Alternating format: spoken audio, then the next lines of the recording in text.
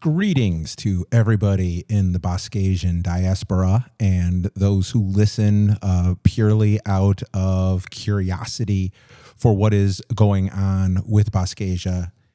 This is the almighty Sigma Jason Bosky of the Republic of Boscasia, talking about what's going on in the world as it affects Boscasia and what is going on within Boscasia.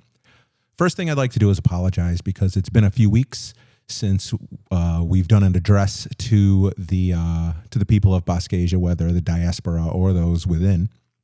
My voice has not been at its best, and since I know that there's more than a couple people who listen just because of the smooth tones of my voice, I decided it would be best to not disappoint them with a bit of a frog in my throat, as there has been for the past few weeks, but it seems to be gone now. If you don't think it's gone, by all means, send an email to almightysigma@boscasia.org and let me know that I still need to spend a couple of weeks on the mend before I do another address, because you got stuff like that going on. This week, we're going to do something a little bit different than we've been doing.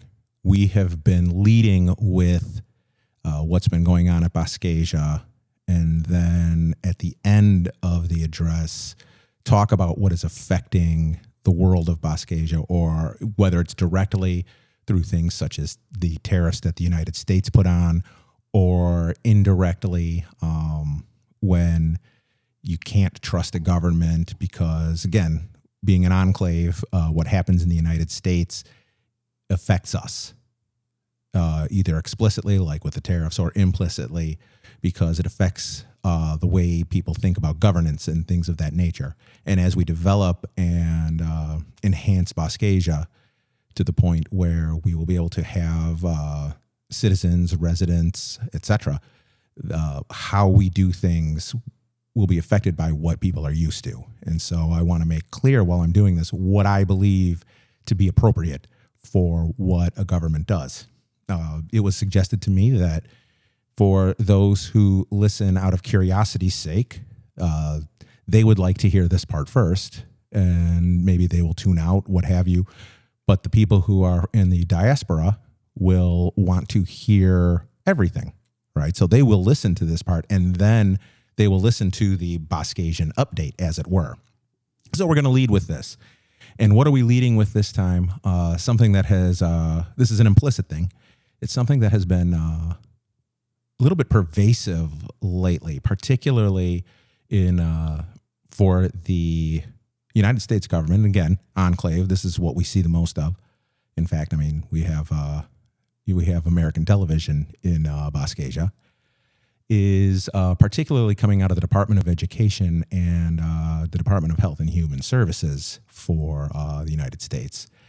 The overriding theme with that is, and this is part of the problem that I've seen for some time with populism, is the idea that the world is not complicated, that there is incentive to make things seem complicated in order for people to justify their jobs, justify their position. It's the idea that being technocratic is really just a gateway, or is a way of being a gatekeeper for keeping those who would be able to solve everything simplistically, instead of these complicated schemes that the technocrats come up with. Now, let's start right here. I am biased because in my field, I am a technocrat. My expertise is in finance, in particular financial derivatives, and my expertise is within accounting for investments, debt, and derivatives. So I come from a technocratic background where expertise is necessary in order to make sure that everything is done, not just according to the rules that the SEC, that the Financial Accounting Standards Board or the International Accounting Standards Board put forth for the reporting that has to be done. Remember, our export is financial expertise. You have to understand the essence of things in order to make the proper decisions that you then want to do the accounting on. Right. So, I mean, people think about, what are we going to do? We got to, we got these tax issues we got to do.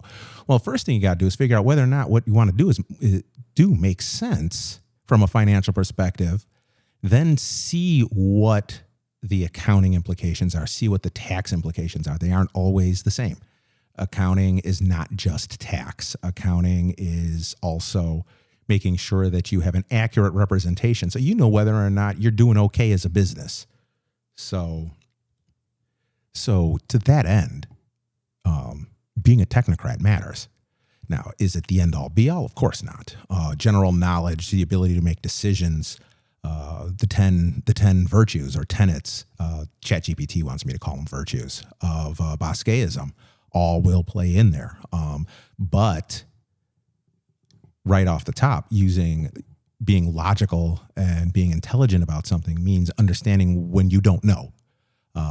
The Dunning-Kruger effect of thinking that you are an expert after a very short period of time looking at a topic is there's some talk that it isn't scientifically proven. As much as you can prove anything in psychology, there's always seems to be something refuting something or other, or the correlation is not nearly as strong as it might be in other sciences.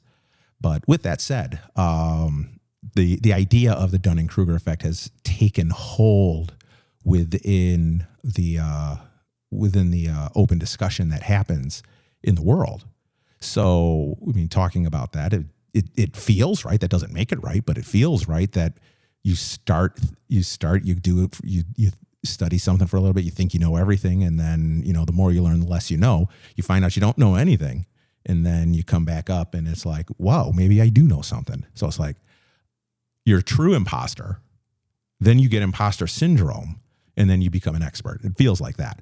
And then, it's not just in psychology and things like that. I mean, I know there are a lot of people in the sports, in athletics, who think after a couple of years of playing something that they're as good as anybody, and they find somebody that knocks them down, and then they have to build themselves back up. It's imposter syndrome, and then expert. That's how it works. And so, but within education, and I haven't followed the Department of Education that much because, quite frankly, the Secretary of Education just makes me want to pull my hair out. So I have not followed the ridiculousness of the lack of expertise in the Department of Education like I have with Health and Human Services. And how is it?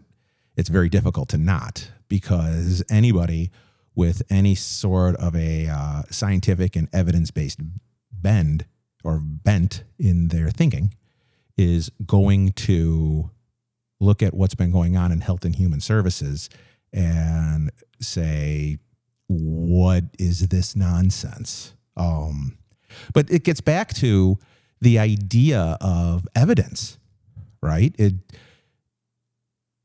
the idea that evidence is being withheld on the one side, right? So, I mean, the best example, as always, is vaccines when it comes to Health and Human Services. And the idea that evidence that vaccines cause autism or various other vaccine injuries on a pervasive level. Let's be clear there, right? On a pervasive level, if you dole out, right, 1 billion doses of a vaccine, if nobody got hurt, right, if there was no one ever got an injury, even if that injury is just, the person administering the vaccine put the needle in wrong and it gave somebody a bruise, then that you would say that that's just ridiculous, right? It is ridiculous to think that human beings could do something like that. is just ridiculous, right? I mean, the cells that reproduce DNA are pretty good, right? I don't know that they can do 1 billion without making a mistake. It's just that the body has a way of, if I understand correctly, the body has a way of fixing that, right? It catches it quickly and makes sure that it doesn't propagate. So therefore, you don't live with cancer from day 2. But the idea, and this is the very populist thing, and this is the conspiracy theorist thing, the idea, I mean, whether it's vaccines, whether it's flat Earth, those are the 2 big ones that I keep coming across now. And the fact that we're still talking about flat Earth is just beyond me. And you see it a lot in nutrition too, but there are so many issues with nutrition that I can't even get into something like that today. But the idea that only one's, and this is the big problem when you're talking about populism versus expertise. Only the experts have to prove themselves. It's as if the experts are wrong, then everything they do is wrong. Yet the populists, and when you're talking about health stuff, you're talking about wellness people, the wellness pushers, so to speak, for whatever reason, they don't have to prove anything, right? And so this is the funny thing about the push that the Department of Health and Human Services has been making about changing the way things are regulated, and talking about deregulating this stuff. The reason that the only reason that you can want to deregulate it is so that there will be even less scrutiny placed upon the products that are made available, right? So I could sell That's What She Said brisket. By the way, if anybody didn't know, I am the once and future proprietor of That's What She Said Meats. That will be one of the industries of Boscasia, is That's What She Said Meats. If they deregulate that, I can go and say that my brisket is magical and eating it is the equivalent of taking Viagra or Cialis, and they can't stop me, right? I don't have to prove that. All I have to say is that I had it once, and it had an effect on me, and I don't even have to say that. I can just make it up. But that's where deregulation goes with this. You can make a case about, and I would disagree with it, but you can make a case about the fact that pharma is what pays for the regulations of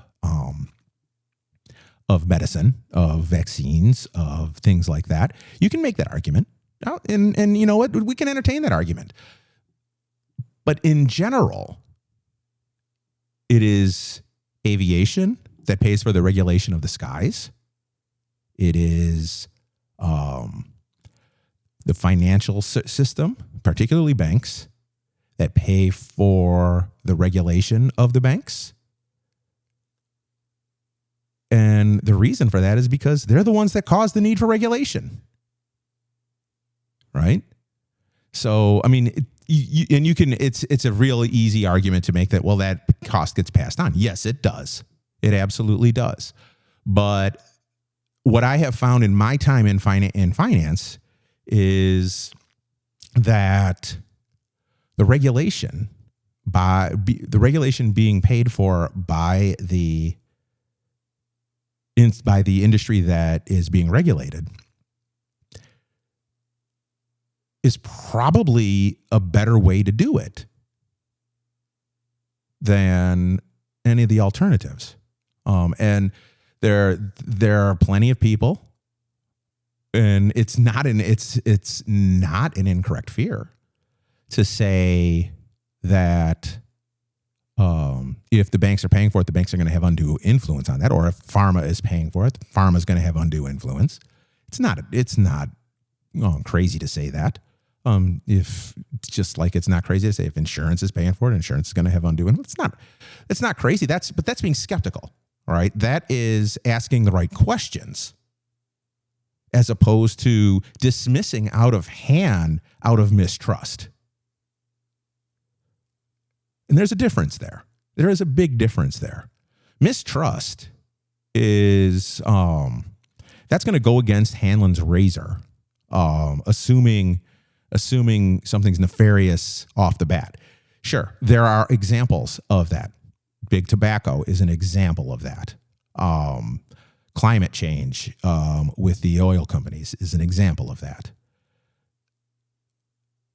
But the assumption that the regulated should not pay for the regulation, and instead it should come out of us, it should come out of the taxes paid by everybody as opposed to user fees.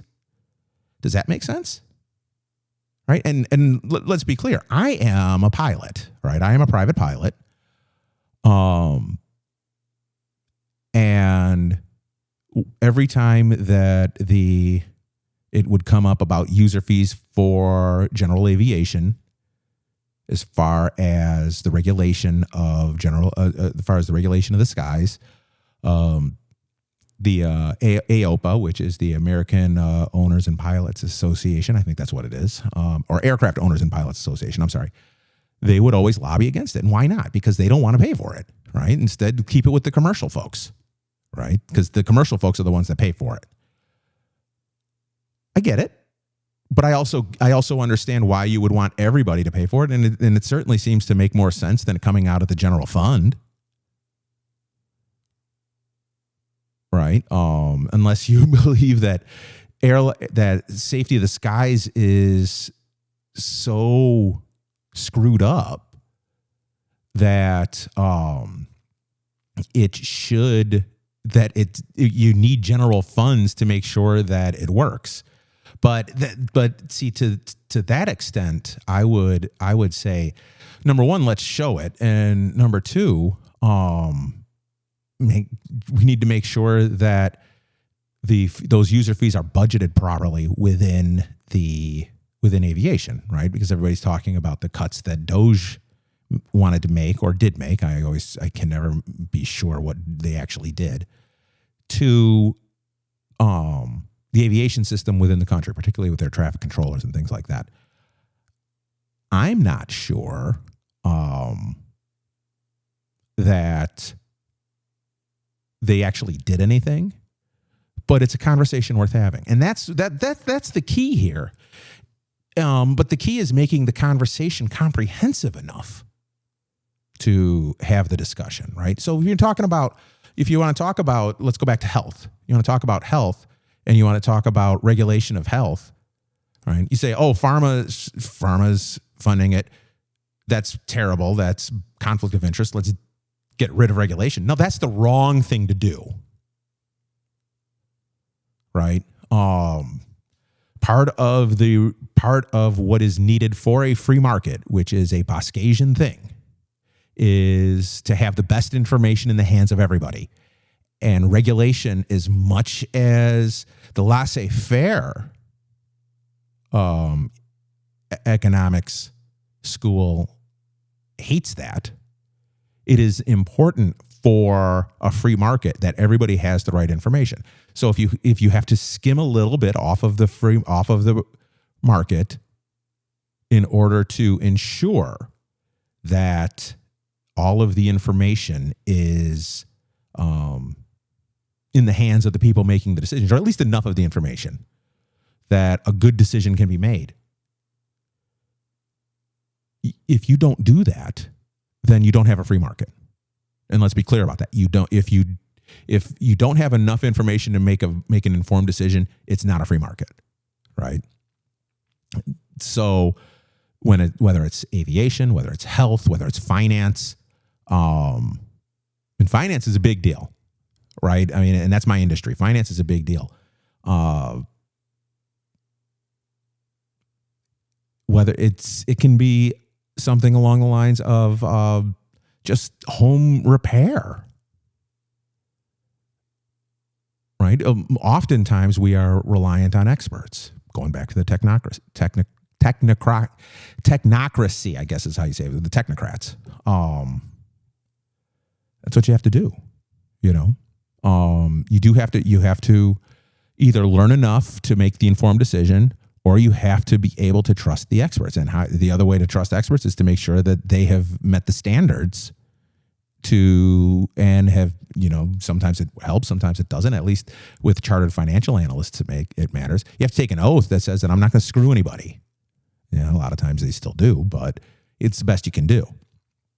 So that's my 20 minutes on the need for technocrats within the government, that populism isn't going to work, at least not as far as that goes, because populism too often leads to the desire for simple rather than necessary. And if you go back to the free market should not be buyer beware. The free market should be informed decisions. And so now, thank you for listening to that. On to the Boscajian update. First thing is the beginnings of the Boscajian Constitution are being developed, and the philosophies of Boscaism, and finally the Boscaic language. That's right. We are developing a constructed language, a conlang as they're called, of Boscaic. And on Facebook, at least, we have been putting up a word of the day for the last couple days, so that if you are watching, you can start to develop a Boscaic vocabulary. If there is interest in how Boscaic is being created, I will be glad to share that, whether it's here in the addresses or through discussions on Facebook, or if I ever do a Substack to reach out to the diaspora, we will do that. The Boscajian Museum has acquired not one, but 2 additional pieces for display upon the building of that museum, which should be coming pretty soon, because this week we have a survey crew going out to survey where the entrance to Boscasia is going to be in Lorida. So that's pretty interesting. That's pretty cool and exciting for me. Then this was an interesting thing. So I was actually out at Boscasia today and came upon some Loridians who had snuck into the country to take their 4-wheelers around the mud hole that could end up becoming a pond at some point up in the northwest corner.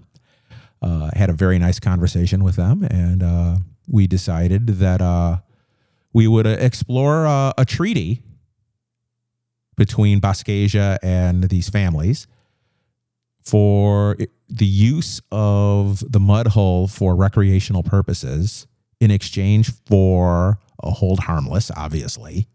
And they said that they would help clean up some of the however many years of people just sneaking on there and doing nonsense.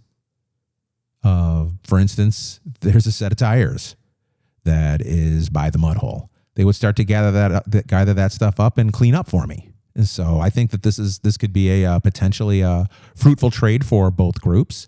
The treaty would be renewed on probably on a semi-annual basis every 6 months or so. I would want to revisit that and see what we wanted to do. So that is a distinct possibility, and it's something that I was excited for, because they were very polite. They did not treat me with any disrespect, because they didn't even know that the land was owned by anybody. And so when I came in and said, "Hey, this is sovereign land. What are you guys doing?" They're like, "What's sovereign land mean?" And so I had to explain all of that. And then it's like, "Oh, well, that's pretty cool. We've been using this mud hole for years for 4-wheelers, and we just want our kids to be able to grow up like we did."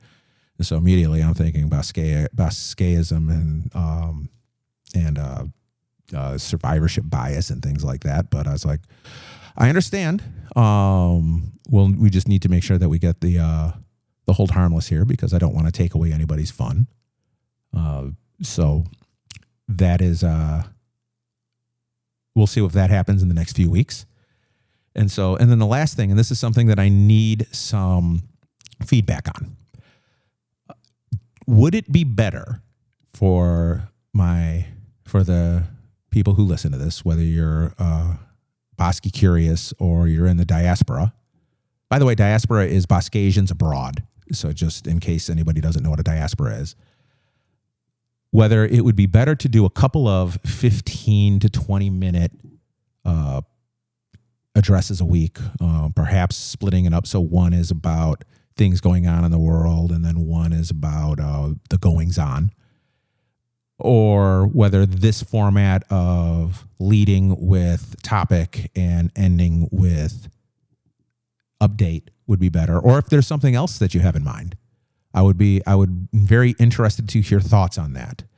And so please, as I always say, mail me at almightysigma@boscasia.org and let me know what you think about that. Or if you see a post about this on any of the social media platforms, if you want to leave a comment there on it, that would be great too. But I'm very curious to hear what people would think. And so that's the extent of my address this week. Thank you for listening. I know it's a little bit disjointed talking about the various technocratic things that go on in the government. It bounced around a little bit. I appreciate you staying with me. And I will probably do another one towards the end of this week, because it's been a while and I owe you guys a few addresses. Have a great week.